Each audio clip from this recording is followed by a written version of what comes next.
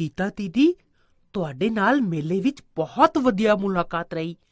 ਹੁਣ ਮੈਂ ਡਿਜੀਟਲ ਤਰੀਕਿਆਂ ਬਾਰੇ ਬਹੁਤ ਕੁਝ ਜਾਣ ਗਿਆ। ਧੰਨਵਾਦ ਰੋਹਨ, ਮੈਨੂੰ ਤੁਹਾਡੀ ਮਦਦ ਕਰਕੇ ਖੁਸ਼ੀ ਹੋਈ। ਮੈਂ ਜਾਣਦਾ ਹਾਂ ਇੰਟਰਨੈਟ ਅੱਜਕੱਲ ਬਹੁਤ ਫਾਇਦੇਮੰਦ ਹੈ। ਮੈਂ ਚਾਹੁੰਦਾ ਕਿ ਜੇ ਤੁਹਾਡੇ ਕੋਲ ਥੋੜਾ ਜਿਹਾ ਸਮਾਂ ਹੋਰ ਹੋਵੇ ਤਾਂ ਤੁਸੀਂ ਮੈਨੂੰ ਇੰਟਰਨੈਟ ਬਾਰੇ ਕੁਝ ਜ਼ਿਆਦਾ ਦੱਸ ਸਕਦੇ ਹੋ। ਹਾਂ, ਮੈਨੂੰ ਸੋਚਣ ਦਿਓ। ਓਹ ਹਾਂ, ਮੈਂ ਕੱਲ ਖਾਲੀ ਹਾਂ। ਮੈਂ ਕੱਲ ਪੱਕਾ ਤੁਹਾਡੇ ਘਰ ਆਵਾਂਗੀ ਅਤੇ ਤੁਹਾਨੂੰ ਇੰਟਰਨੈਟ ਬਾਰੇ ਪੜ੍ਹਾਵਾਂਗੀ। ਵਾਹ, ਤੁਸੀਂ ਬਹੁਤ ਚੰਗੇ ਹੋ। ਮੈਂ ਕੱਲ ਪੱਕਾ ਤੁਹਾਡੀ ਆਪਣੇ ਘਰ ਵਿੱਚ ਉਡੀਕ ਕਰਾਂਗਾ। ਠੀਕ ਹੈ, ਫਿਰ ਕੱਲ ਮਿਲਦੇ ਹਾਂ। ਸਤਿ ਸ੍ਰੀ ਅਕਾਲ ਦੀਦੀ, ਕਿਰਪਾ ਕਰਕੇ ਅੰਦਰ ਆਓ। ਮੈਨੂੰ ਬੜੀ ਖੁਸ਼ੀ ਹੋਈ ਕਿ ਤੁਸੀਂ ਮੇਰੇ ਘਰ ਆਏ। ਦੀਦੀ, ਤੁਸੀਂ ਦੱਸਿਆ ਸੀ ਕਿ ਅੱਜਕੱਲ ਇੰਟਰਨੈਟ ਦਾ ਇਸਤੇਮਾਲ ਹਰ ਥਾਂ ਉੱਤੇ ਹੋਣ ਲੱਗ ਪਿਆ ਹੈ ਅਤੇ ਇਸ ਨਾਲ ਜ਼ਿੰਦਗੀ ਬਹੁਤ ਸੌਖੀ ਹੋ ਗਈ ਹੈ। ਕੀ ਤੁਸੀਂ ਮੈਨੂੰ ਹੁਣ ਇੰਟਰਨੈਟ ਬਾਰੇ ਹੋਰ ਜ਼ਿਆਦਾ ਦੱਸ ਸਕਦੇ ਹੋ? ਪੱਕਾ ਰੋਹਨ, ਅੱਜ ਮੈਂ ਤੁਹਾਨੂੰ ਸਹਿਯੋਗ ਕਰਨ ਲਈ ਇੱਥੇ ਹਾਂ। ਪਹਿਲਾਂ ਮੈਂ ਤੁਹਾਨੂੰ ਵਰਣਨ ਕਰਦੀ ਹਾਂ ਕਿ ਇੰਟਰਨੈਟ ਕੀ ਹੈ। ਇੰਟਰਨੈਟ ਕੰਪਿਊਟਰ ਦਾ ਗੋਲ ਨੈਟਵਰਕ ਹੈ ਜਿਹੜਾ ਸੰਸਾਰ ਭਰ ਦੇ ਕਰੋੜਾਂ ਕੰਪਿਊਟਰਾਂ ਨੂੰ ਜੋੜਦਾ ਹੈ। ਇੰਟਰਨੈਟ ਪੂਰੇ ਸੰਸਾਰ ਵਿੱਚ ਲੋਕਾਂ ਨੂੰ ਸੂਚਨਾ ਅਤੇ ਡਾਟਾ ਦੇ ਲੈਣ-ਦੇਣ ਦੀ ਇਜਾਜ਼ਤ ਦਿੰਦਾ ਹੈ। ਇੰਟਰਨੈਟ ਦੇ ਜ਼ਰੀਏ ਤੁਸੀਂ ਸੰਸਾਰ ਦੇ ਕਿਸੇ ਵੀ ਹਿੱਸੇ ਵਿੱਚ ਕੋਈ ਸੂਚਨਾ ਜਾਂ ਸੁਨੇਹਾ ਸਕਿੰਟਾਂ ਵਿੱਚ ਭੇਜ ਸਕਦੇ ਹੋ। ਆਓ ਇੰਟਰਨੈਟ ਦੀਆਂ ਕੁਝ ਅਰਜ਼ੀਆਂ ਬਾਰੇ ਸਿੱਖੀਏ। ਇੰਟਰਨੈਟ ਦੇ ਵੱਖ-ਵੱਖ ਖੇਤਰਾਂ ਵਿੱਚ ਕਈ ਫਾਇਦੇ ਹਨ। ਉਹਨਾਂ ਵਿੱਚੋਂ ਕੁਝ ਇਹ ਹਨ। ਦੂਰ ਸੰਚਾਰ ਦੇ ਮਾਮਲਿਆਂ ਵਿੱਚ ਇਲੈਕਟ੍ਰੌਨਿਕ ਮੇਲ ਦਾ ਇਸਤੇਮਾਲ ਕਰਦੇ ਹੋਏ ਇੰਟਰਨੈਟ ਸੁਨੇਹੇ ਭੇਜਣ ਅਤੇ ਪ੍ਰਾਪਤ ਕਰਨ ਵਿੱਚ ਇਸਤੇਮਾਲ ਹੁੰਦਾ ਹੈ। ਵੱਖਰੇ-ਵੱਖਰੇ ਸੈਕਟਰਾਂ ਅਤੇ ਖੇਤਰਾਂ ਵਿੱਚ ਨੌਕਰੀ ਦੀ ਉਪਲਬਧਤਾ ਸੰਬੰਧੀ ਸੂਚਨਾ ਦੇਣ ਵਿੱਚ ਇੰਟਰਨੈਟ ਮਦਦ ਕਰਦਾ ਹੈ। ਨੌਕਰੀ ਵਾਸਤੇ ਲੋਕੀ ਇੰਟਰਨੈਟ ਉੱਤੇ ਆਨਲਾਈਨ ਆਪਣਾ ਬਾਇਓਡਾਟਾ ਸੰਪਾਦਿਤ ਕਰ ਸਕਦੇ ਹਨ। ਕਿਤਾਬਾਂ ਅਤੇ ਪੂਰੇ ਸੰਸਾਰ ਵਿੱਚ ਪੜ੍ਹਨਯੋਗ ਸਾਂਭੀ ਗਈ ਸਮੱਗਰੀ ਇੰਟਰਨੈਟ ਦੇ ਜ਼ਰੀਏ ਸੌਖੇ ਹੀ ਲੱਭੀ ਜਾ ਸਕਦੀ ਹੈ। ਨਵੇਂ ਵਿਸ਼ਵਕੋਸ਼ ਆਨਲਾਈਨ ਉਪਲਬਧ ਹਨ।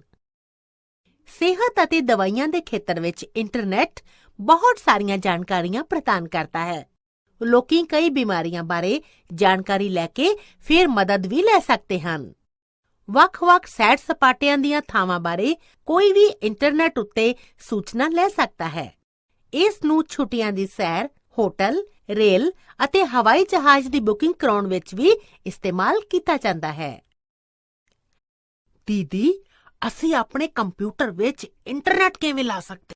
ਇੰਟਰਨੈਟ ਨੂੰ ਜੋੜਨ ਲਈ ਤੁਹਾਨੂੰ ਕੁਝ ਤਰੀਕਿਆਂ ਅਤੇ ਨੈਟਵਰਕ ਸੇਵਾ ਪ੍ਰਦਾਨ ਕਰਨ ਵਾਲਿਆਂ ਦੀ ਲੋੜ ਪਵੇਗੀ। ਇੰਟਰਨੈਟ ਨਾਲ ਜੁੜਨ ਲਈ ਇਹ ਕੁਝ ਤਰੀਕੇ ਹਨ। Dial up connection, Integrated Services Digital Network, direct internet access, digital subscriber line, integrated service digital network. Dial up ਜੋੜ ਇੰਟਰਨੈਟ ਨੂੰ ਜੋੜਨ ਵਾਸਤੇ ਟੈਲੀਫੋਨ ਲਾਈਨ ਦਾ ਇਸਤੇਮਾਲ ਕਰਦਾ ਹੈ। ਕੰਪਿਊਟਰ ਮੋਡਮ ਇਸਤੇਮਾਲ ਕਰਦਾ ਹੈ ਅਤੇ ਘਰ ਦੀ ਫੋਨ ਲਾਈਨ ਨੂੰ ਇਸ ਵਿੱਚ ਜੋੜਦਾ ਹੈ। ਇੰਟਰਨੈਟ ਸੇਵਾ ਪ੍ਰਦਾਤਾ ਮੋਡਮ ਤੋਂ ਕਾਲ ਕੀਤੀ ਜਾਵੇਗੀ ਅਤੇ ਇੰਟਰਨੈਟ ਤਾਈਂ ਪਹੁੰਚਣ ਲਈ ਇਹ ਲਿੰਕ ਬਣਾਉਣ ਵਿੱਚ ਸਮਰੱਥ ਹੋਵੇਗੀ। ਇਹ ਇੰਟਰਨੈਟ ਜੋੜਨ ਲਈ ਪਹਿਲਾ ਰਸਤਾ ਹੈ। Digital subscriber line ISDN dial-up ਵਾਂਗੂ ਹੈ, ਪਰ ਇਹ ਡਿਜੀਟਲ ਫੋਨ ਲਾਈਨਾਂ ਨਾਲ ਜੁੜਨ ਦਾ ਪ੍ਰਸਤਾਵ ਦਿੰਦਾ ਹੈ। ਇਹ ਫੋਨ ਅਤੇ ਇੰਟਰਨੈਟ ਦੋਵੇਂ ਇੱਕੋ ਸਮੇਂ ਵਿੱਚ ਇਸਤੇਮਾਲ ਕਰਨ ਦੀ ਇਜਾਜ਼ਤ ਦਿੰਦਾ ਹੈ। ਇਸ ਨੈਟਵਰਕ ਨੂੰ ਇਸਤੇਮਾਲ ਕਰਨ ਲਈ ਤੁਹਾਨੂੰ ਬਾਹਰੋਂ ਮੋਡਮ ਦੀ ਲੋੜ ਪਵੇਗੀ। ISDN ਪਬਲਿਕ ਟੈਲੀਫੋਨ ਨੈਟਵਰਕ ਉੱਤੇ ਵੱਡਾ ਬੈਂਡਵਿਡਥ ਡਿਜੀਟਲ ਪ੍ਰਸਾਰਣ ਦੇਣ ਵਿੱਚ ਸਮਰੱਥ ਹੈ। ਇਸ ਦਾ ਮਤਲਬ ਹੈ ਕਿ ਇੱਕੋ ਸਮੇਂ ਵਿੱਚ ਹੋਰ ਬਹੁਤ ਸਾਰੇ ਡਾਟਾ ਭੇਜੇ ਜਾ ਸਕਦੇ ਹਨ। ਸਿੱਧੇ ਜੋੜ ਲਈ ਇੰਟਰਨੈਟ ਉੱਤੇ ਲੌਗ-ਔਨ ਜਾਂ ਦੂਜੇ ਕਿਸੇ ਨੈਟਵਰਕ ਲਈ ਆਇਲੰਗ ਦੀ ਲੋੜ ਨਹੀਂ ਹੈ।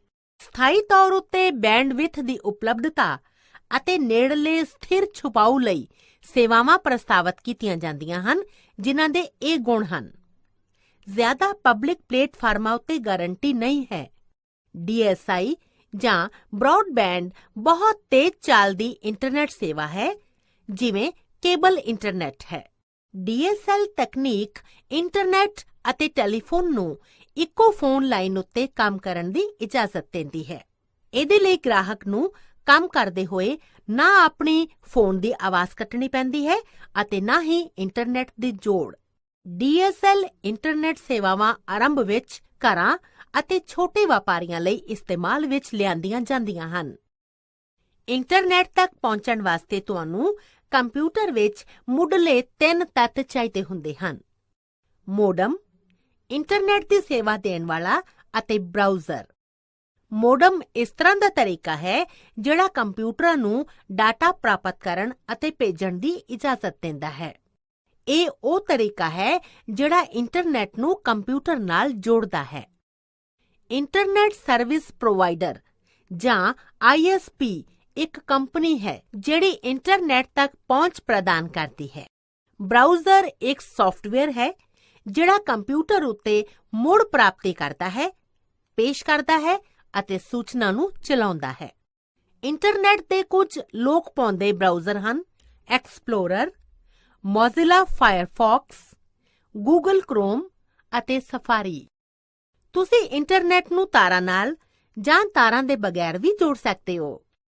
ਕੰਪਿਊਟਰ ਜਿਹੜਾ ਬਗੈਰ ਤਾਰ ਦੀ ਤਕਨੀਕ ਦੇ ਸਮਰਥਨ ਕਰਦਾ ਹੈ, ਉਸ ਕੋਲ ਵਾਈਫਾਈ ਕਾਰਡ ਹੁੰਦਾ ਹੈ। ਵਾਈਫਾਈ ਕਾਰਡ ਬਗੈਰ ਤਾਰ ਦੇ ਕੰਪਿਊਟਰ ਅਤੇ ਨੈਟਵਰਕ ਦੇ ਵਿਚਕਾਰ ਸੰਚਾਰ ਕਰਦਾ ਹੈ। ਕੁਝ ਮਿੱਤਰਾਂ ਦੇ ਮੋਬਾਈਲ ਫੋਨਾਂ ਵਿੱਚ ਇੰਟਰਨੈਟ ਦੀ ਸਹੂਲਤ ਹੈ। ਕੋਈ ਮੋਬਾਈਲ ਫੋਨ ਵਿੱਚ ਇੰਟਰਨੈਟ ਕਿਵੇਂ ਪ੍ਰਾਪਤ ਕਰ ਸਕਦਾ ਹੈ ਦੀਦੀ? ਮੋਬਾਈਲ ਫੋਨ ਉੱਤੇ ਇੰਟਰਨੈਟ ਪਹੁੰਚੇ, ਇਹਦੇ ਲਈ ਤੁਹਾਨੂੰ ਇਹਨਾਂ ਚੀਜ਼ਾਂ ਦੀ ਲੋੜ ਹੈ: ਇੱਕ ਮੋਬਾਈਲ ਫੋਨ ਜਿਹੜਾ ਇੰਟਰਨੈਟ ਦੀ ਪਹੁੰਚ ਤੱਕ ਸਮਰੱਥਾ ਰੱਖਦਾ ਹੋਵੇ, ਇੱਕ ਮੋਬਾਈਲ ਫੋਨ ਦੀ ਸੇਵਾ ਜਿਹੜਾ ਡਾਟਾ ਪ੍ਰਸਾਰਣ ਨੂੰ ਸਮਰਥਨ ਦੇਵੇ, ਮੋਬਾਈਲ ਸੇਵਾ ਪ੍ਰਦਾਤਾ ਤੋਂ ਇੱਕ ਖਾਤਾ ਜਿਸ ਨਾਲ ਡਾਟਾ ਸੈਟਿੰਗਸ ਹੋਣ ਤਾਂ ਕਿ ਫੋਨ ਉੱਤੇ ਇੰਟਰਨੈਟ ਪਹੁੰਚ ਸਕੇ। ਜੀ ਵਿੱਚ 2G, 3G ਅਤੇ 4G ਨੈਟਵਰਕ ਦੀ ਉਤਪਤੀ ਵਾਸਤੇ ਇਸਤੇਮਾਲ ਹੁੰਦੇ ਹਨ। G ਤੋਂ ਪਹਿਲਾਂ ਵੱਡੇ ਨੰਬਰ ਦਾ ਮਤਲਬ ਹੈ ਕਿ ਇਹ ਸੂਚਨਾ ਨੂੰ ਜ਼ਿਆਦਾ ਤਾਕਤ ਨਾਲ ਭੇਜਦਾ ਅਤੇ ਪ੍ਰਾਪਤ ਕਰਦਾ ਹੈ ਅਤੇ ਇਸ ਤੋਂ ਇਲਾਵਾ ਬਗੈਰ ਤਾਰ ਦੇ ਨੈਟਵਰਕ ਦੇ ਜ਼ਰੀਏ ਕੰਮ ਕਰਨ ਦੀ ਉੱਚੀ ਸਮਰੱਥਾ ਨੂੰ ਪ੍ਰਾਪਤ ਕਰ ਸਕਦਾ ਹੈ। 2G ਨੈਟਵਰਕ ਸੰਕੁਚਿਤ ਬੈਂਡ ਡਿਜੀਟਲ ਨੈਟਵਰਕਸ ਉੱਤੇ ਆਧਾਰਿਤ ਹਨ। ਸਿਗਨਲ ਡਿਜੀਟਲ ਰੂਪ ਵਿੱਚ ਭੇਜੇ ਜਾਂਦੇ ਹਨ ਅਤੇ ਇਹ ਨਾਟਕੀ ਤੌਰ ਤੇ ਕਾਲਾਂ ਦੀ ਕਿਸਮ ਸੁਧਾਰਦਾ ਹੈ ਅਤੇ ਡਾਟਾ ਪ੍ਰਸਾਰਣ ਦੀਆਂ ਗੁੰਝਲਾਂ ਘੱਟ ਕਰਦਾ ਹੈ। ਮੋਬਾਈਲ ਨੈਟਵਰਕਸ ਦੀ ਤੀਜੀ ਪੀੜ੍ਹੀ ਅੱਜਕੱਲ੍ਹ ਲੋਕਾਂ ਦੇ ਮਨ ਭਾ ਰਹੀ ਹੈ ਅਤੇ ਇਹ ਮੋਬਾਈਲ ਅਤੇ ਟੈਬਲੇਟ ਇਸਤੇਮਾਲ ਕਰਨ ਵਾਲਿਆਂ ਦੀ ਇੰਟਰਨੈਟ ਤੱਕ ਪਹੁੰਚ ਬਣਾ ਰਹੀ ਹੈ। 3G ਨੈਟਵਰਕ ਉੱਤੇ ਡਾਟਾ ਪ੍ਰਸਾਰਣ ਚੱਲਦੀ ਕਤਾਰ 384 kbps ਤੋਂ 2 Mbps ਤੱਕ ਹੈ। 3G ਨੈਟਵਰਕ ਜ਼ਿਆਦਾ ਡਾਟਾ ਪ੍ਰਸਾਰਣ ਦੀ ਇਜਾਜ਼ਤ ਦਿੰਦਾ ਹੈ ਅਤੇ ਇਸ ਤੋਂ ਬਾਅਦ ਨੈਟਵਰਕ ਆਵਾਜ਼ ਅਤੇ ਦ੍ਰਿਸ਼ ਕਾਲ, ਡਾਇਲ ਪ੍ਰਸਾਰਣ, ਇੰਟਰਨੈਟ ਸਰਫਿੰਗ, ਆਨਲਾਈਨ TV, ਵੱਡੀ ਪਰਿਭਾਸ਼ਾ ਦੀਆਂ ਵੀਡੀਓ ਵੇਖਣਾ, ਖੇਡਾਂ ਖੇਡਣਾ ਅਤੇ ਹੋਰ ਬਹੁਤ ਕੁਝ ਕਰ ਸਕਦੇ ਹੋ। 3G ਉਹਨਾਂ ਇਸਤੇਮਾਲ ਕਰਨ ਵਾਲਿਆਂ ਲਈ ਵਧੀਆ ਵਿਕਲਪ ਹੈ ਜਿਨ੍ਹਾਂ ਨੂੰ ਹਮੇਸ਼ਾ ਇੰਟਰਨੈਟ ਨਾਲ ਜੁੜੇ ਰਹਿਣ ਦੀ ਲੋੜ ਹੈ। ਚੌਥੀ ਪੀੜ੍ਹੀ ਦੇ ਮੋਬਾਈਲ ਨੈਟਵਰਕ ਹੋਰ ਬਹੁਤ ਸਾਰੀਆਂ ਮੁੱਲ ਪਾਉਣ ਵਾਲੀਆਂ ਖੂਬੀਆਂ ਪ੍ਰਦਾਨ ਕਰਦੇ ਹਨ। 3G ਦੀਆਂ ਸਾਰੀਆਂ ਸਹੂਲਤਾਂ ਦੇ ਨਾਲ ਜੋੜਦੇ ਹੋਏ ਡੇਟਾ ਪ੍ਰਸਾਰਣ ਇਸ ਵਿੱਚ ਵਿਸ਼ਵਾਸ ਕਰਦਾ ਹੈ ਕਿ ਛੱਤ ਦੇ ਜ਼ਰੀਏ ਜਾਂਦੇ ਹੋਏ ਇਸ ਦੀ ਚਾਲ ਦਾ ਦਾਇਰਾ 100 Mbps ਤੋਂ 1 Gbps ਹੋਵੇ। ਕੀ ਤੁਸੀਂ ਮੈਨੂੰ ਹੁਣ ਇਹ ਵਿਖਾ ਸਕਦੇ ਹੋ ਕਿ ਮੋਬਾਈਲ ਫੋਨ ਵਿੱਚ ਇੰਟਰਨੈਟ ਕਿਵੇਂ ਲਾਈਏ? ਹਾਂ ਰੋਹਨ, ਹੁਣ ਮੈਂ ਤੁਹਾਨੂੰ ਵਿਖਾਉਂਦੀ ਹਾਂ ਕਿ ਕੀਪੈਡ ਵਾਲੇ ਮੋਬਾਈਲ ਫੋਨ ਅਤੇ ਨਾਲ ਹੀ ਐਂਡਰੋਇਡ ਫੋਨ ਵਿੱਚ ਇੰਟਰਨੈਟ ਕਿਵੇਂ ਲਾਇਆ ਜਾਵੇ। ਇਹ ਗੱਲਾਂ ਸਾਵਧਾਨੀ ਨਾਲ ਚੇਤੇ ਰੱਖੋ। ਪਹਿਲਾਂ ਮੈਨੂ ਚੁਣੋ ਅਤੇ ਫਿਰ ਇੰਟਰਨੈਟ। ਹੁਣ ਹੋਮ ਪੇਜ ਖੋਲ੍ਹਣ ਵਾਸਤੇ ਜਾਂ ਤਾਂ ਹੋਮ ਚੁਣੋ ਜਾਂ ਹੋਮ ਸਕਰੀਨ ਵਿੱਚ 0 ਨੂੰ ਦੱਬ ਕੇ ਰੱਖੀ ਰੱਖੋ। ਅੱਗੇ ਵੈਬ ਪਤਾ ਦਾਖਲ ਕਰਨ ਲਈ ਪਤੇ ਦੀ ਚੋਣ ਕਰੋ, ਪਤਾ ਦਾਖਲ ਕਰੋ ਅਤੇ ਓਕੇ ਚੁਣੋ। ਹੋਰ ਅੱਗੇ ਵੈਬ ਲੱਭਣ ਲਈ ਸਰਚ ਟਰਮਸ ਵਿੱਚ ਜਾਓ ਅਤੇ ਸਰਚ ਚੁਣੋ। ਸੇਵਾ ਨਾਲ ਜੁੜਨ ਤੋਂ ਬਾਅਦ ਤੁਸੀਂ ਇਹਦੇ ਪੰਨੇ ਵੇਖਣਾ ਸ਼ੁਰੂ ਕਰ ਸਕਦੇ ਹੋ। ਆਪਣੀਆਂ ਵਾਈਫਾਈ ਸੈਟਿੰਗਸ ਵੇਖਣ ਲਈ ਸੈਟਿੰਗਸ ਵਿੱਚ ਜਾਓ। ਸੈਟਿੰਗਸ ਅਤੇ ਜੋੜ ਚੁਣੋ ਅਤੇ ਫਿਰ ਵਾਈਫਾਈ। ਉਹ ਜੋੜ ਚੁਣੋ ਜਿਸ ਨਾਲ ਤੁਸੀਂ ਜੁੜਨਾ ਚਾਹੁੰਦੇ ਹੋ। ਲੋੜ ਹੈ ਤਾਂ ਪਾਸਵਰਡ ਦਾਖਲ ਕਰੋ। ਇਹ ਪੌੜੀਆਂ ਹਨ ਜਿਨ੍ਹਾਂ ਉੱਤੇ ਚੱਲ ਕੇ ਤੁਸੀਂ ਐਂਡਰੋਇਡ ਫੋਨ ਨੂੰ ਇੰਟਰਨੈਟ ਨਾਲ ਜੋੜ ਸਕਦੇ ਹੋ। ਪਹਿਲਾਂ ਆਪਣੇ ਐਂਡਰੋਇਡ ਸਮਾਰਟਫੋਨ ਜਾਂ ਟੈਬਲੇਟ ਦੇ ਸੈਟਿੰਗ ਮੈਨੂ ਉੱਤੇ ਚੱਲੋ। ਕਿਸੇ ਵੀ ਐਂਡਰੋਇਡ ਤਰੀਕੇ ਵਿੱਚ ਇਹ ਐਪਸ ਮੈਨੂ ਵਿੱਚ ਜਾ ਕੇ ਸੈਟਿੰਗ ਆਈਕਨ ਦੇ ਜ਼ਰੀਏ ਕੀਤਾ ਜਾ ਸਕਦਾ ਹੈ ਜਾਂ ਕਈ ਵਾਰੀ ਨੋਟੀਫਿਕੇਸ਼ਨਸ ਬਾਰ ਦੇ ਜ਼ਰੀਏ ਵੀ। ਹੁਣ ਸੈਟਿੰਗਸ ਮੈਨੂ ਵਿੱਚ ਤੁਹਾਨੂੰ ਬਗੈਰ ਤਾਰ ਦੇ ਅਤੇ ਨੈਟਵਰਕ ਸੈਟਿੰਗਸ ਲੱਭਣ ਦੀ ਲੋੜ ਹੈ। ਜ਼ਿਆਦਾਤਰ ਤਰੀਕਿਆਂ ਵਿੱਚ ਮੋਰ ਜਾਂ ਮੋਰ ਸੈਟਿੰਗਸ ਬਟਨ ਉੱਤੇ ਕਲਿੱਕ ਕਰੋ, ਜਿਹੜਾ ਵੀ ਉਪਲਬਧ ਹੋਵੇ। ਹੁਣ ਜਦੋਂ ਇੱਕ ਵਾਰੀ ਤੁਸੀਂ ਬਗੈਰ ਤਾਰ ਦੇ ਅਤੇ ਨੈਟਵਰਕ ਸੈਟਿੰਗਸ ਲੱਭ ਲੈਂਦੇ ਹੋ, ਤੁਸੀਂ ਦੋ ਵਿਕਲਪਾਂ ਦੇ ਜ਼ਰੀਏ ਜੋੜ ਸਕਦੇ ਹੋ: ਮੋਬਾਈਲ ਇੰਟਰਨੈਟ, ਵਾਈਫਾਈ। ਆਪਣੇ ਮੋਬਾਈਲ ਫੋਨ ਦੇ ਜ਼ਰੀਏ ਇੰਟਰਨੈਟ ਨਾਲ ਜੁੜਨ ਲਈ ਤੁਸੀਂ ਦੋਵੇਂ ਕੰਮ ਕਰ ਸਕਦੇ ਹੋ। ਜਾਂ ਤਾਂ ਨੋਟੀਫਿਕੇਸ਼ਨਸ ਬਾਰ ਨੂੰ ਖਿੱਚੋ ਅਤੇ ਮੋਬਾਈਲ ਡਾਟਾ ਵਿਕਲਪ ਚੁਣੋ, ਜਾਂ ਫਿਰ ਤੁਸੀਂ ਮੋਰ ਸੈਟਿੰਗਸ ਵਿਕਲਪ ਵਿੱਚ ਬਗੈਰ ਤਾਰ ਦੇ ਅਤੇ ਨੈਟਵਰਕਸ ਵਿਕਲਪ ਉੱਤੇ ਆਓ। ਇਸ ਤੋਂ ਬਾਅਦ ਮੋਬਾਈਲ ਨੈਟਵਰਕਸ ਬਟਨ ਉੱਤੇ ਕਲਿੱਕ ਕਰੋ। ਇੱਥੇ ਤੁਸੀਂ mobile data check box check ਕਰਨਾ ਹੈ। ਇੱਕ ਵਾਰੀ ਇਹ ਕਲਿੱਕ ਹੋ ਜਾਂਦਾ ਹੈ ਤਾਂ ਤੁਹਾਡਾ ਫੋਨ ਮੋਬਾਈਲ ਇੰਟਰਨੈਟ ਪ੍ਰਾਪਤ ਕਰਨਾ ਸ਼ੁਰੂ ਕਰ ਦੇਵੇਗਾ। ਐਂਡਰੋਇਡ ਫੋਨਾਂ ਵਿੱਚ ਇੱਥੇ ਵੀ ਵਾਈਫਾਈ ਸੇਵਾਵਾਂ ਹਨ। ਕਿਵੇਂ ਕੋਈ ਵਾਈਫਾਈ ਸੇਵਾਵਾਂ ਨਾਲ ਜੁੜ ਸਕਦਾ ਹੈ ਦੀਦੀ? ਬਹੁਤ ਸੌਖਾ ਹੈ। ਮੈਂ ਵਿਖਾਉਂਦੀ ਹਾਂ ਕਿਵੇਂ ਤੁਸੀਂ ਵਾਈਫਾਈ ਸੇਵਾਵਾਂ ਨਾਲ ਜੁੜ ਸਕਦੇ ਹੋ। ਪਹਿਲਾਂ ਨੋਟੀਫਿਕੇਸ਼ਨ ਮੈਨੂ ਵਿੱਚ ਵਾਈਫਾਈ ਬਟਨ ਉੱਤੇ ਕਲਿੱਕ ਕਰਕੇ ਵਾਈਫਾਈ ਵਿਕਲਪਾਂ ਵਿੱਚ ਜਾਓ। ਹੁਣ ਤੁਹਾਨੂੰ ਉਪਲਬਧ ਇੰਟਰਨੈਟ ਲੈਟਰ ਬਾਕਸ ਦੀ ਇੱਕ ਸੂਚੀ ਦਿਸੇਗੀ। ਜੇ ਤੁਸੀਂ ਪਹਿਲਾਂ ਤੋਂ ਹੀ ਵਾਈਫਾਈ ਨੈਟਵਰਕ ਸੇਵ ਕੀਤਾ ਹੋਇਆ ਹੈ ਤਾਂ ਇਹ ਆਪਣੇ ਆਪ ਜੁੜ ਜਾਏਗਾ। ਨਹੀਂ ਤਾਂ ਤੁਹਾਨੂੰ ਵਾਈਫਾਈ ਨੈਟਵਰਕ ਚੁਣਨਾ ਪਵੇਗਾ ਜਿਹੜਾ ਤੁਸੀਂ ਜੋੜਨਾ ਚਾਹੁੰਦੇ ਹੋ।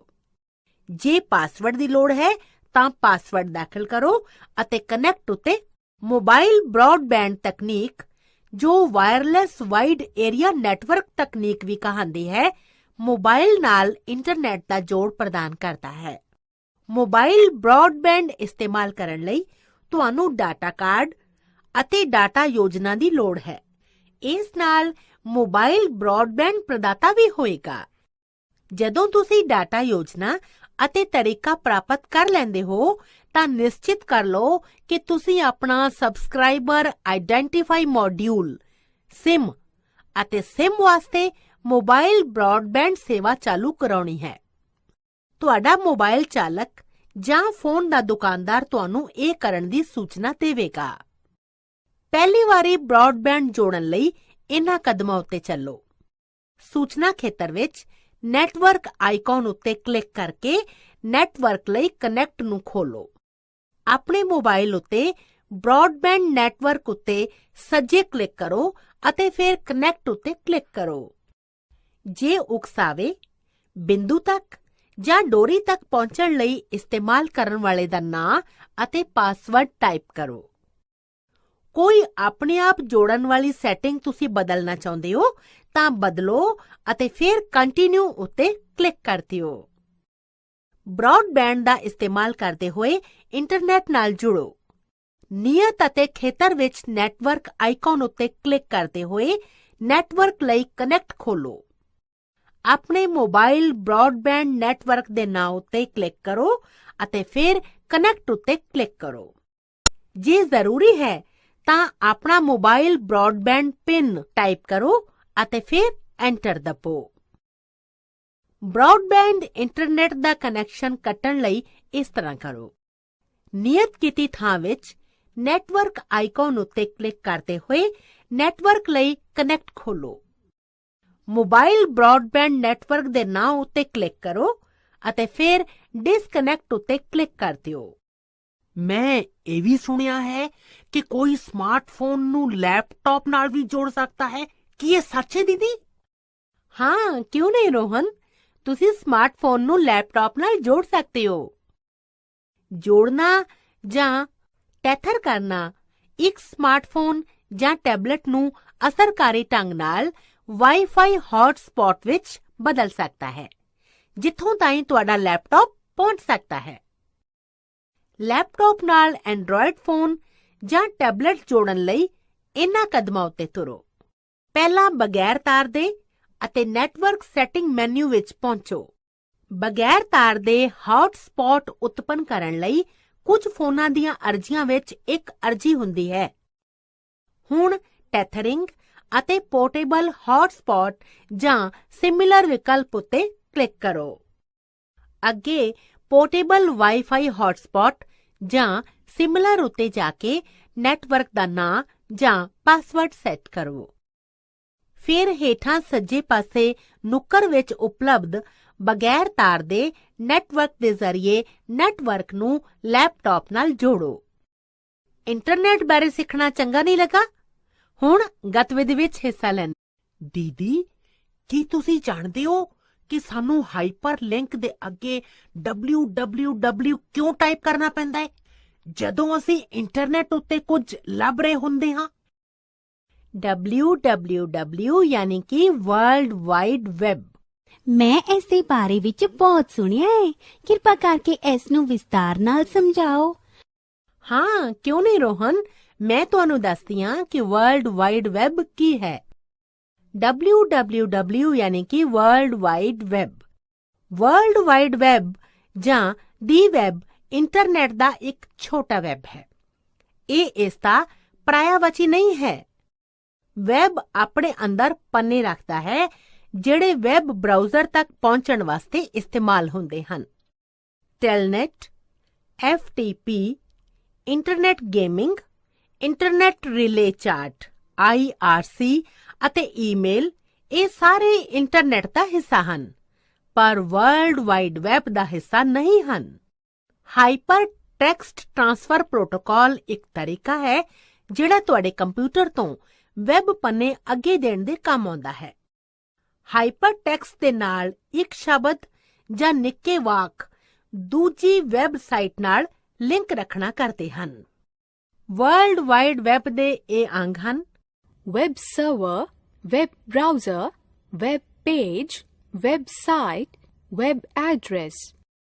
ਵੈਬ ਸਰਵਰ ਇੱਕ ਵਿਵਸਥਾ ਹੈ ਜਿਹੜਾ ਇੰਟਰਨੈਟ ਉੱਤੇ ਕੰਮ ਕਰਨ ਵਾਲਿਆਂ ਨੂੰ ਵਿਸ਼ੇ ਅਤੇ ਸੇਵਾਵਾਂ ਦਿੰਦਾ ਹੈ। ਵੈਬ ਸਰਵਰ ਕੰਪਿਊਟਰ ਹਨ ਜਿਹੜੇ ਵੈਬ ਪੰਨੇ ਦਿੰਦੇ ਹਨ। ਹਰ ਵੈਬ ਸਰਵਰ ਕੋਲ ਇੱਕ IP ਪਤਾ ਅਤੇ ਖੇਤਰ ਦਾ ਨਾਂ ਹੁੰਦਾ ਹੈ।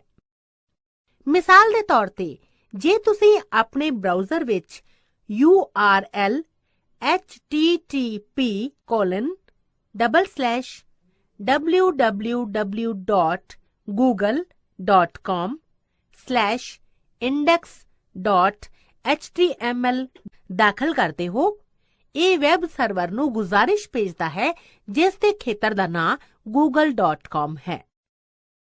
ਫਿਰ ਸਰਵਰ ਜਾ ਕੇ ਲਿਆਉਂਦਾ ਹੈ page named index.html ਅਤੇ ਤੁਹਾਡੇ ਬਰਾਊਜ਼ਰ ਵਿੱਚ ਭੇਜਦਾ ਹੈ। ਵੈਬ ਬਰਾਊਜ਼ਰ ਇੱਕ ਸੌਫਟਵੇਅਰ ਅਰਜ਼ੀ ਹੈ ਜਿਹੜੀ ਵਰਲਡ ਵਾਈਡ ਵੈਬ ਸਮੇਤ ਤਸਵੀਰਾਂ, ਵੀਡੀਓ ਅਤੇ ਦੂਜੀਆਂ ਫਾਈਲਾਂ ਲੱਭਣ, ਦੁਬਾਰਾ ਪ੍ਰਾਪਤ ਕਰਨ ਅਤੇ ਪੇਸ਼ ਕਰਨ ਵਿੱਚ ਵਰਤੀ ਜਾਂਦੀ ਹੈ। ਇੱਕ ਗ੍ਰਾਹਕ ਸਰਵਰ ਮਾਡਲ ਦੇ ਨਾਤੇ ਬਰਾਊਜ਼ਰ ਗ੍ਰਾਹਕ ਹੈ ਜਿਹੜਾ ਕੰਪਿਊਟਰ ਉੱਤੇ ਚੱਲਦਾ ਹੈ। ਉਹ ਵੈਬ ਸਰਵਰ ਨਾਲ ਸੰਪਰਕ ਕਰਦਾ ਹੈ ਅਤੇ ਸੂਚਨਾ ਲਈ ਗੁਜ਼ਾਰਿਸ਼ ਕਰਦਾ ਹੈ। ਵੈਬ ਸਰਵਰ ਸੂਚਨਾ ਨੂੰ ਵੈਬ ਬਰਾਊਜ਼ਰ ਵਿੱਚ ਵਾਪਸ ਭੇਜਦਾ ਹੈ, ਜਿਸ ਵਿੱਚ ਕੰਪਿਊਟਰ ਉੱਤੇ ਨਤੀਜੇ ਵਿਖਾਏ ਜਾਂਦੇ ਹਨ, ਜਾਂ ਦੂਜਾ ਇੰਟਰਨੈਟ ਦੀ ਸਮਰੱਥਾ ਵਾਲਾ ਤਰੀਕਾ ਹੈ ਜਿਹੜਾ ਬਰਾਊਜ਼ਰ ਨੂੰ ਸਮਰਥਨ ਦਿੰਦਾ ਹੈ। ਵੈਬ ਪੰਨੇ ਹਨ ਜਿਹੜੇ ਵਰਲਡ ਵਾਈਡ ਵੈਬ ਨੂੰ ਸਵਾਰਦੇ ਹਨ। ਇਹ ਦਸਤਾਵੇਜ਼ HTML ਜਾਂ ਹਾਈਪਰ ਟੈਕਸਟ ਮਾਰਕਅਪ ਭਾਸ਼ਾ ਵਿੱਚ ਲਿਖੇ ਅਤੇ ਅਨੁਵਾਦ ਕੀਤੇ ਜਾਂਦੇ ਹਨ। ਇਹ ਵੈਬ ਬਰਾਊਜ਼ਰ ਦੁਆਰਾ ਹੁੰਦਾ ਹੈ। ਵੈਬ ਪੇਜ ਜਾਂ ਤਾਂ ਅੰਕੜੇ ਹੋ ਸਕਦੇ ਹਨ ਅਤੇ ਜਾਂ ਸ਼ਕਤੀਵਰ। ਅੰਕੜੇ ਪੰਨੇ ਹਰ ਵਾਰੀ ਤੁਹਾਨੂੰ ਇੱਕੋ ਹੀ ਤਰ੍ਹਾਂ ਦੀ ਚੀਜ਼ ਵਿਖਾਉਣਗੇ। ਸ਼ਕਤੀਵਰ ਪੰਨਿਆਂ ਤੱਕ ਤੁਸੀਂ ਜਦ ਵੀ ਪਹੁੰਚੋਗੇ ਹਰ ਵਾਰੀ ਵੱਖਰੀ ਸਮੱਗਰੀ ਮਿਲੇਗੀ। ਇਹ ਪੰਨੇ ਮੂਲ ਤੌਰ ਤੇ ਲਿਪੀ ਭਾਸ਼ਾਵਾਂ ਵਿੱਚ ਲਿਖੇ ਜਾਂਦੇ ਹਨ, ਜਿਵੇਂ PHP, Perl, ASP, IK, JSP। Website world wide web ਉੱਤੇ ਇੱਕ ਦੂਜੇ ਨਾਲ ਜੁੜਿਆ ਪੰਨਿਆਂ ਦਾ ਗਰੁੱਪ ਹੈ। ਇਹ ਆਮ ਤੌਰ ਤੇ ਇੱਕ ਵਿਸ਼ੇ ਨੂੰ ਸਮਰਪਿਤ ਹੁੰਦਾ ਹੈ ਜਾਂ ਫਿਰ ਕਈ ਇੱਕ ਦੂਜੇ ਨਾਲ ਜੁੜਦੇ ਵਿਸ਼ੇ। ਜਿਹੜਾ ਪਹਿਲਾ ਵੈਬ ਪੰਨਾ ਦਿਸਦਾ ਹੈ ਜਦੋਂ ਤੁਸੀਂ ਵੈਬਸਾਈਟ ਉੱਤੇ ਪਹੁੰਚਦੇ ਹੋ, ਇਹ ਹੋਮ ਪੇਜ ਦੇ ਨਾਂ ਤੋਂ ਜਾਣਿਆ ਜਾਂਦਾ ਹੈ। ਵੈਬ ਪਤਾ ਇੱਕ ਡੋਰ ਵਾਲਾ ਪਤਾ ਹੈ ਜਿਸ ਵਿੱਚ ਮੂਲ ਲਿਪੀ, ਖੇਤਰ ਦਾ ਨਾਂ ਅਤੇ ਫਾਈਲ ਦਾ ਰਾਹ ਦੱਸਿਆ ਜਾਂਦਾ ਹੈ। ਇਹਨੂੰ ਆਮ ਤੌਰ ਤੇ ਇੰਟਰਨੈਟ ਉੱਤੇ ਵੈਬ ਪੇਜ ਦਾ ਪਤਾ, ਤਸਵੀਰ ਜਾਂ ਹੋਰ ਦਸਤਾਵੇਜ਼ ਲੱਭਣ ਲਈ ਇਸਤੇਮਾਲ ਕਰਦੇ ਹਨ।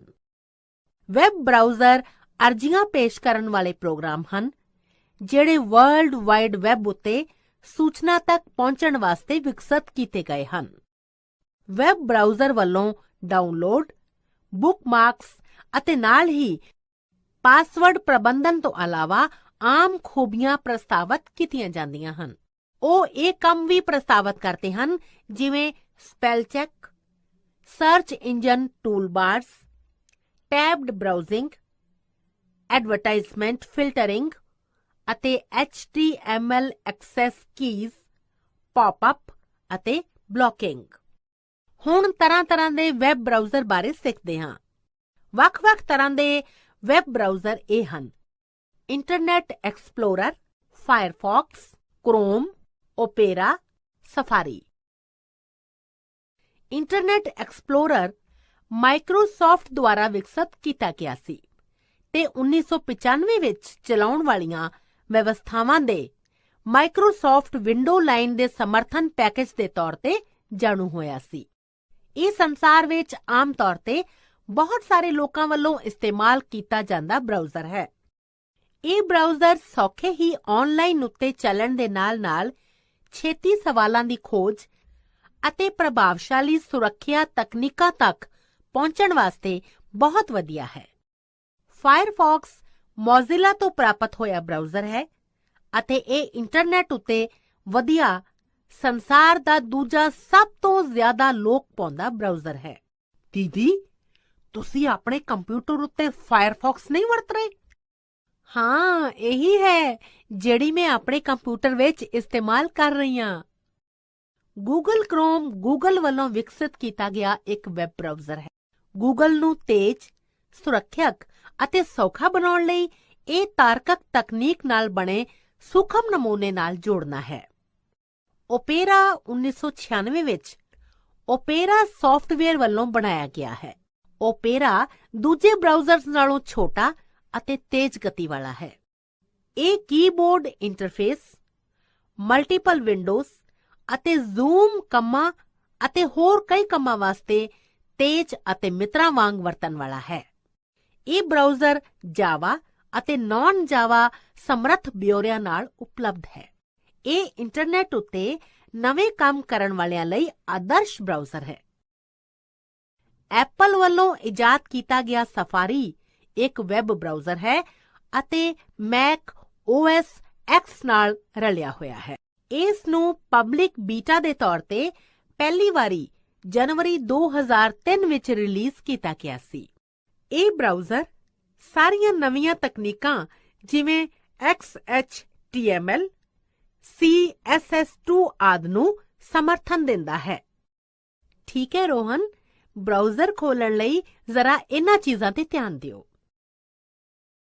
ਸਟਾਰਟ ਬਟਨ ਦੱਬੋ, ਆਲ ਪ੍ਰੋਗਰਾਮਸ ਵਿੱਚ ਜਾਓ ਅਤੇ ਕਿਸੇ ਵੀ ਇੱਕ ਬਰਾਊਜ਼ਰ ਉੱਤੇ ਕਲਿੱਕ ਕਰੋ। ਬਰਾਊਜ਼ਿੰਗ ਵਿੰਡੋਜ਼ ਵਿਖਾਈ ਦਿੰਦੀਆਂ ਹਨ। ਆਮ ਤੌਰ ਤੇ ਵੈਬ ਬਰਾਊਜ਼ਰਜ਼ ਇਹਨਾਂ ਹਿੱਸਿਆਂ ਵਿੱਚ ਵੰਡਿਆ ਹੋਇਆ ਹੈ। ਟਾਈਟਲ ਬਾਰ ਵੈਬ, ਪੰਨੇ ਦਾ ਨਾਂ ਅਤੇ ਵੈਬ ਬਰਾਊਜ਼ਰ ਵਿਖਾਉਂਦੇ ਹਨ।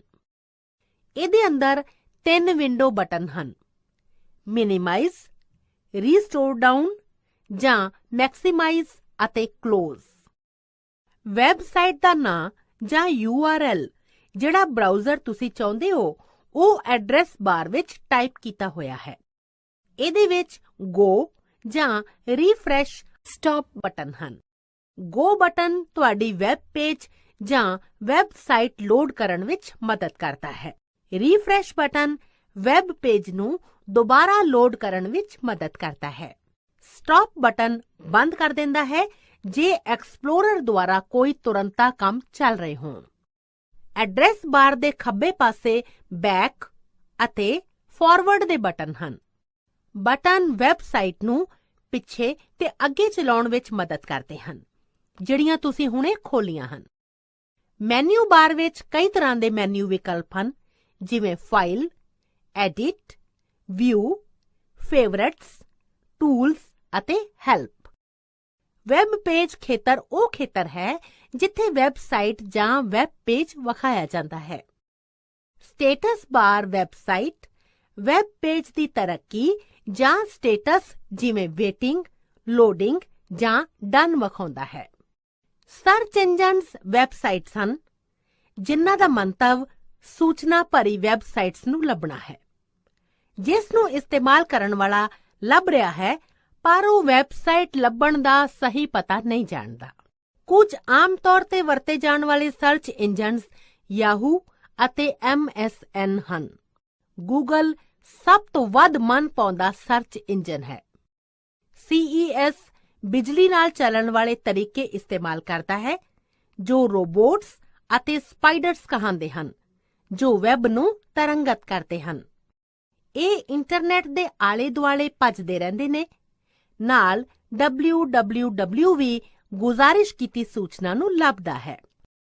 ਮਲਟੀ ਜਾਂ ਮੇਟਾ SE ਤੁਹਾਡੇ ਕੀਵਰਡਸ ਨੂੰ ਲੱਭਣ ਲਈ ਇੱਕ ਤੋਂ ਵੱਧ ਨਿੱਜੀ SES ਕਾਮਿਆਂ ਨੂੰ ਲਾਉਂਦਾ ਹੈ।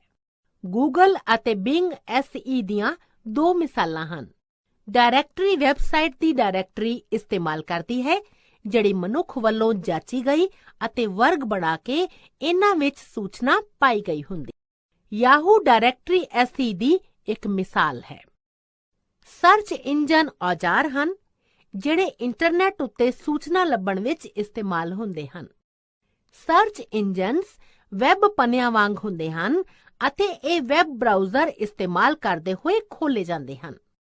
ਆਮ ਤੌਰ ਤੇ ਖੋਜਾਂ ਇੱਕ ਸ਼ਬਦ ਜਾਂ ਸ਼ਬਦਾਂ ਦੇ ਮੇਲ ਜਾਂ ਵਿਸ਼ੇ ਉੱਤੇ ਆਧਾਰਿਤ ਹੁੰਦੀਆਂ ਹਨ। ਇੱਕ ਸ਼ਬਦ ਜਾਂ ਨਿੱਕੇ ਵਾਕ ਕੀਵਰਡਸ ਦੇ ਨਾਂ ਤੋਂ ਜਾਣੇ ਜਾਂਦੇ ਹਨ। ਖੋਜ ਦੇ ਨਤੀਜੇ ਵਿੱਚ ਵੈਬ ਪੰਨੇ, ਤਸਵੀਰਾਂ, ਸੂਚਨਾ ਅਤੇ ਕੁਝ ਹੋਰ ਤਰ੍ਹਾਂ ਦੀਆਂ ਫਾਈਲਾਂ ਹੋ ਸਕਦੀਆਂ ਹਨ। ਇਹ ਸਰਚ ਇੰਜਨ ਦੀਦੀ, ਇੰਟਰਨੈਟ ਉੱਤੇ ਕੋਈ ਵੀ ਚੀਜ਼ ਖੋਜਣ ਲਈ ਸਰਚ ਇੰਜਨ ਦਾ ਇਸਤੇਮਾਲ ਕਿਵੇਂ ਹੁੰਦਾ ਹੈ?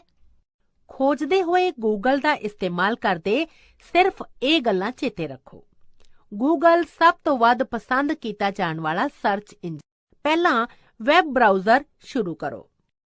ਅੱਗੇ ਐਡਰੈਸ ਜਾਂ ਲੋਕੇਸ਼ਨ ਬਾਰ ਉੱਤੇ ਟਾਈਪ ਕਰੋ https://www.google.co.in/ ਮੰਨ ਲਓ ਤੁਸੀਂ ਪਿੰਡਾਂ ਵਿੱਚ ਸਕੂਲ ਵਿਸ਼ੇ ਤੇ ਜਾਣਕਾਰੀ ਚਾਹੁੰਦੇ ਹੋ।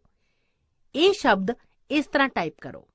ਹੁਣ ਖੋਜ ਸ਼ੁਰੂ ਕਰਨ ਲਈ ਸਰਚ ਬਟਨ ਦੱਬੋ ਜਾਂ ਕਿ ਬੋਰਡ ਉੱਤੇ ਐਂਟਰ ਕੀ ਨੂੰ ਦੱਬ ਦਿਓ। ਨਤੀਜੇ ਵਜੋਂ ਆਈ ਲਿੰਕਸ ਦੀ ਸੂਚੀ ਵੇਖੋ। ਹਰ ਵੈਬਸਾਈਟ ਦਾ ਸੂਖਮ ਬਿਊਰਾ ਤੁਹਾਨੂੰ ਦਿਸੇਗਾ। ਜਿਹੜਾ ਲਿੰਕ ਜ਼ਿਆਦਾ ਲੋੜਵੰਦ ਲੱਗੇ ਉਸ ਉੱਤੇ ਕਲਿੱਕ ਕਰੋ। ਜੇ ਤੁਸੀਂ ਕਿਸੇ ਹੋਰ ਵਿਸ਼ੇ ਉੱਤੇ ਜਾਣਕਾਰੀ ਚਾਹੁੰਦੇ ਹੋ ਤਾਂ ਸਰਚ ਇੰਜਨ ਦੇ ਹੋਮ ਪੇਜ ਵਿੱਚ ਵਾਪਸ ਜਾਣ ਲਈ ਬੈਕ ਬਟਨ ਉੱਤੇ ਕਲਿੱਕ ਕਰੋ। ਹੁਣ ਕੀਵਰਡਸ ਵਿੱਚ ਟਾਈਪ ਕਰੋ ਜਿਹੜੀ ਸੂਚਨਾ ਤੁਸੀਂ ਚਾਹੁੰਦੇ ਹੋ। ਅੱਗੇ ਸਰਚ ਬਟਨ ਉੱਤੇ ਕਲਿੱਕ ਕਰੋ। ਕਈ ਤਰ੍ਹਾਂ ਦੀਆਂ ਵੈਬਸਾਈਟਸ ਤੁਹਾਨੂੰ ਦਿਸਣਗੀਆਂ। ਲੋੜੀਂਦਾ ਸਹੀ ਲਿੰਕ ਚੁਣੋ ਅਤੇ ਜਿਹੜੀ ਸੂਚਨਾ ਚਾਹੀਦੀ ਹੈ ਉਹ ਪੜ੍ਹੋ। ਜੇ ਤੁਹਾਨੂੰ ਕੋਈ ਲਿੰਕ ਬਹੁਤ ਚੰਗਾ ਲੱਗਦਾ ਹੈ ਤਾਂ ਉਸ ਪੰਨੇ ਉੱਤੇ ਤੁਸੀਂ ਦੁਬਾਰਾ ਆਉਣਾ ਚਾਹੁੰਦੇ ਹੋ, ਤੁਸੀਂ ਉਸ ਪੰਨੇ ਨੂੰ ਬੁੱਕਮਾਰਕ ਕਰ ਸਕਦੇ ਹੋ। ਹੁਣ ਬਾਹਰ ਨਿਕਲਣ ਲਈ ਬਰਾਊਜ਼ਿੰਗ ਵਿੰਡੋ ਉੱਤੇ ਠੀਕ ਉੱਪਰ ਸੱਜੇ ਪਾਸੇ ਨੁੱਕਰ ਉੱਤੇ ਦਿਸਦੇ ਕਲੋਜ਼ ਬਟਨ ਉੱਤੇ ਕਲਿੱਕ ਕਰ ਦਿਓ।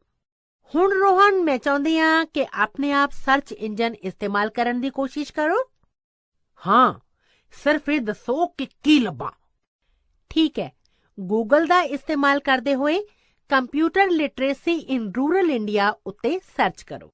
ਕਦਮ 1, ਵੈਬ ਬਰਾਊਜ਼ਰ ਖੋਲੋ। ਕਦਮ 2, ਐਡਰੈਸ ਬਾਰ ਵਿੱਚ www.google.com ਟਾਈਪ ਕਰੋ। ਕਦਮ 3, ਸਰਚ ਬਾਕਸ ਵਿੱਚ ਕੰਪਿਊਟਰ ਲਿਟਰੇਸੀ ਇਨ ਰੂਰਲ ਇੰਡੀਆ ਟਾਈਪ ਕਰੋ। ਕਦਮ 4, ਗੂਗਲ ਸਰਚ ਉੱਤੇ ਕਲਿੱਕ ਕਰੋ।